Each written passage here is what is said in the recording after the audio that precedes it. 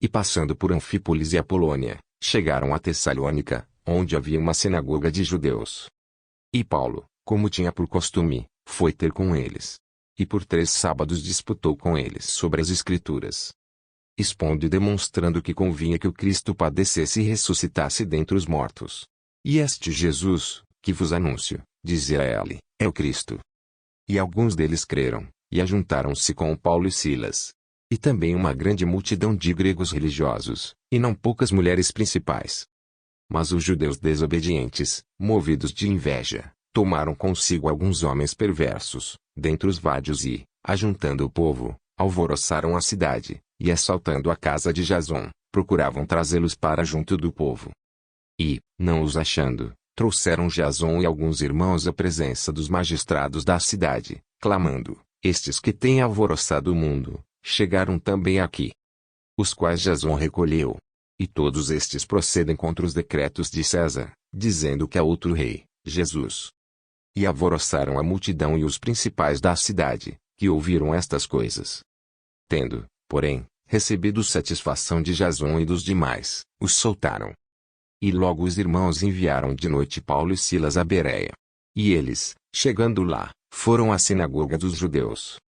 Ora, estes foram mais nobres do que os que estavam em Tessalônica, porque de bom grado receberam a palavra, examinando cada dia nas Escrituras se estas coisas eram assim. De sorte que creram muitos deles, e também mulheres gregas da classe nobre, e não poucos homens. Mas, logo que os judeus de Tessalônica souberam que a palavra de Deus também era anunciada por Paulo em Bereia, foram lá, e excitaram as multidões. No mesmo instante os irmãos mandaram a Paulo que fosse até ao mar, mas Silas e Timóteo ficaram ali. E os que acompanhavam Paulo levaram até Atenas, e, recebendo ordem para que Silas e Timóteo fossem ter com ele o mais depressa possível, partiram. E, enquanto Paulo os esperava em Atenas, o seu espírito se comovia em si mesmo, vendo a cidade tão entregue à idolatria.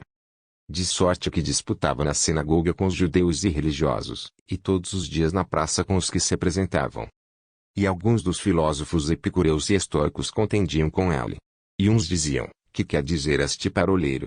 E outros, parece que é pregador de deuses estranhos. Porque lhes anunciava Jesus e a ressurreição. E tomando-o, o levaram ao Areópago, dizendo, poderemos nós saber que nova doutrina é essa de que falas? Pois coisas estranhas nós trazes aos ouvidos. Queremos pois saber o que vem a ser isto.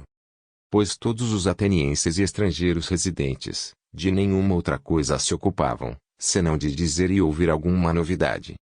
E, estando Paulo no meio do Areópago, disse, homens atenienses, em tudo vos vejo um tanto supersticiosos. Porque, passando eu e vendo os vossos santuários, achei também um altar em que estava escrito, ao Deus desconhecido.